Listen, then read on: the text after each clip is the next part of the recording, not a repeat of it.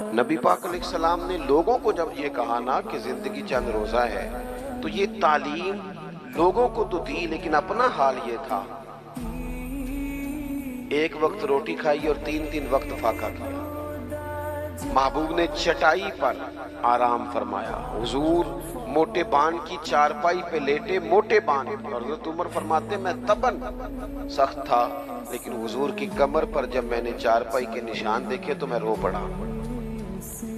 या रसूलल्लाह, अल्लाह के दुश्मन इतनी मौज में हैं और आप तो हुजूर ने, एक तो ये है ना कि आपकी प्यार में कोई रो रहा है तो बंदा कहे कोई नहीं बस हालात है ऐसे, ना ना, महबूब ने नजरिया बयान किया, नजरिया।